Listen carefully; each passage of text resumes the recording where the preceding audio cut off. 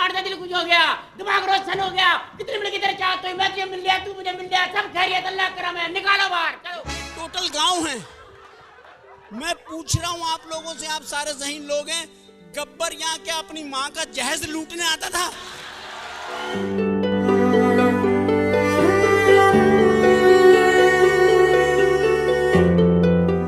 पाकिस्तान एक कॉमेडी की दुनिया का बहुत बड़ा नाम, जिसके नाम, काम और फन की पूरी दुनिया मोतरफ है, जिसके फैन पूरी दुनिया में करोड़ों की तादाद में मौजूद हैं।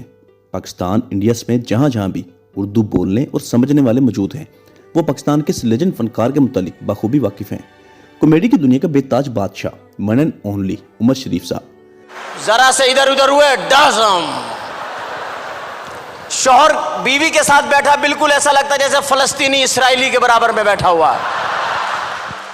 पिछले कुछ घंटों से इंटरनेट पर एक तस्वीर वायरल है, जिसमें देखा जा सकता है कि उमर शरीफ जो व्हील चेयर पर हैं, बहुत कमजोर और लाचार दिखाई दे रहे हैं। उमर शरीफ साहब को अचानक ऐसा क्या हुआ? कौन सी बीमारी है? किसने इस नहज तक पहुंचाया? और ये तस्वीर कब की है? इस वक्त उमर शरीफ साहब की हालत कैसी है? बीमारी की हालत में भी सिंध हाई कोर्ट में क्या करने गए उमर शरीफ, जिसकी जायदाद पर अपनों ने ही कब्जा कर लिया? धोखाधड़ी से करोड़ों रुपए मालियत का अपार्टमेंट अपने नाम करवाने वाली उमर शरीफ की अपनी बीवी ने ऐसा क्यों किया? पिछली कई दहाइयों से लोगों के चेहरों पर मुस्कुराहटें बिखेरने वाला उमर शरीफ, जिसको कॉपी करके बहुत सारे कॉमेडियंस ने पूरी दुनिया में शोहरत समेटी, जिसके स्टेज पर आने से हाउस फुल हो जाते। हाजिर दिमागी और फी बदी गुफ्तगू में उमर शरीफ साहब का कोई सानी नहीं। एक बहुत ही मुहिब्बे वतन पाकिस्तानी, जिन्होंने हमेशा पाकिस्तान का अलम बुलंद किया। पूरी दुनिया में बसने वाले पाकिस्तानियों का सर फख्र से बुलंद करने वाला ये अजीम फनकार आज बीमारी के हाथों मजबूर व्हील चेयर के बरहूने मिन्नत है। उमर शरीफ एक अहद का नाम है। दूसरों को सहारा देने वाला ये अजीम कॉमेडियन आज खुद सहारे का मुतलाशी है। उमर शरीफ साहब जो पिछले कई सालों से दिल, शुगर और ब्लड प्रेशर की बीमारियों के खिलाफ जंग कर रहे थे, इसी के साथ साथ दिमागी मर्ज में भी मुब्तला है।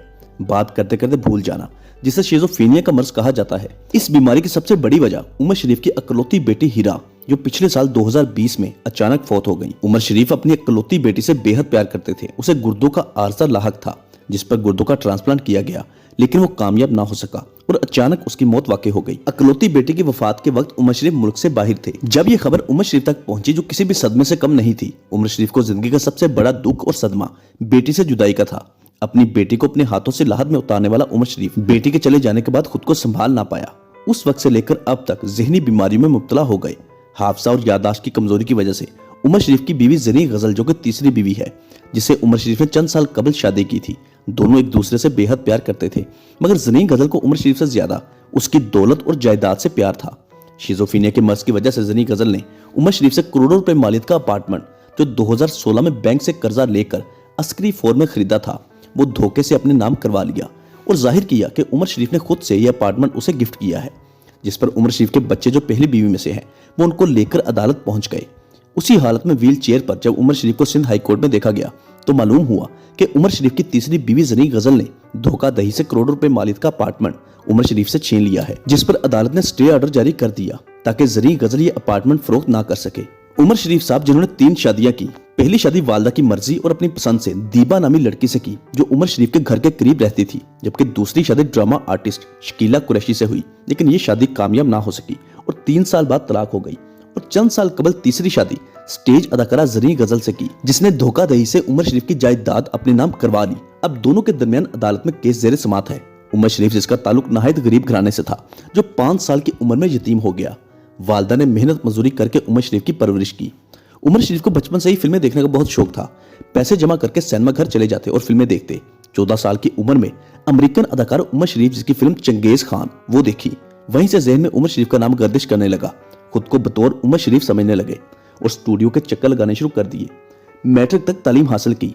स्टूडियो में बतौर बैकग्राउंड म्यूजिशियन इंटर होने में कामयाब हो गए। 14 साल की उम्र में स्टेज पर पहुंच गए। स्टेज पर नज़में पढ़नी शुरू कर दी। दरअसल ये मोइन अख्तर का दौर था और जब उमर शरीफ स्टेज पर पहुंचे तो वो बहुत मशहूर हुए।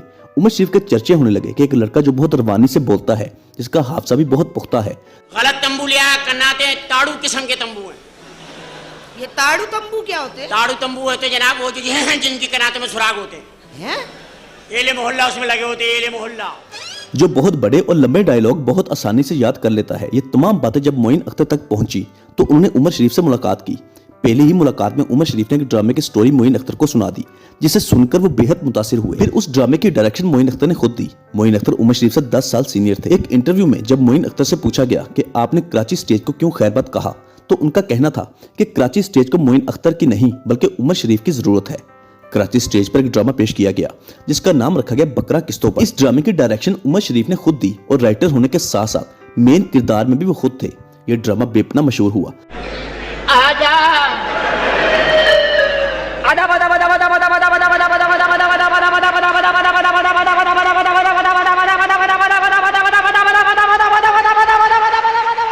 जिसको शरद पार भी बेहद पसंद किया गया। पाकिस्तान की स्टेज की हिस्ट्री में जितनी पजीराई और मकबूलियत इस ड्रामे को मिली, शायद ही किसी और को मिली हो। पूरी दुनिया में इस ड्रामे को बहुत पसंद किया गया। आज भी उमर शरीफ को इसी ड्रामे की निस्बत याद किया जाता है। फिर 1986 में उमर शरीफ ने फिल्मों में कदम रखा। उर्दू के साथ साथ पंजाबी फिल्मों में भी अदाकारी की। 3 दर्जन के करीब फिल्मों में काम किया, लेकिन फिल्मों से ज्यादा स्टेज पर शोहरत और कामयाबी मिली। आपकी फनकाराना सलाहियतों के एजाज में हुकूमत पाकिस्तान ने आपको तमगा इम्तियाज से नवाजा। इसके अलावा सैकड़ों अवार्ड्स जो पूरी दुनिया से मसूल हुए। कॉमेडी की दुनिया में उमर शरीफ साहब मुनव्वर ज़रीफ से बहुत मुतासिर थे और उसके बहुत बड़े मदाह थे। इस वक्त उमर शरीफ साहब की उम्र 65 साल के करीब है। मौजूदा कंडीशन के मुतालिक घर वालों का कहना है जो उमर शरीफ साहब की तस्वीर वायरल है वो चंद रोज कबल की है, यानी मौजूदा नहीं। इस वक्त उनकी हालत पहले से काफी बेहतर है। कोरोना वायरस के फैलाव के पेश नजर उन्हें खुद को घर तक महदूद कर रखा है। उमर शरीफ साहब को कोई भी संगीन बीमारी नहीं और वो बहुत जल्द स्क्रीन पर दोबारा नजर आएंगे। हमारी दुआ है कि अल्लाह पाक उमर शरीफ साहब को सेहत और तंदुरुस्ती और लंबी जिंदगी अता करे।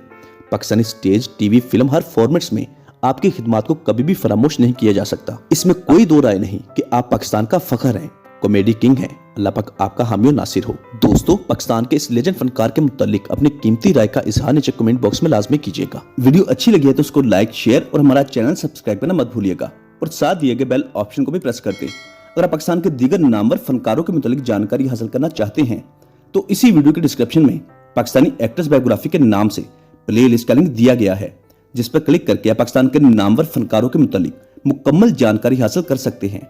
स्क्रीन पर आप मुख्तलिफ वीडियोस के थंबनेल भी देख सकते हैं। ये तमाम वीडियोस हमारे इसी चैनल से अपलोड्स हुई हैं और इन तमाम वीडियोस का लिंक भी उसी प्लेलिस्ट में मौजूद है जिसका नाम है पाकिस्तानी एक्टर्स बायोग्राफी। मिलते हैं बहुत जल्द एक अच्छी और नई वीडियो के साथ। तब तक के लिए अपना बहुत सारा ख्याल रखिएगा। अल्लाह हाफिज।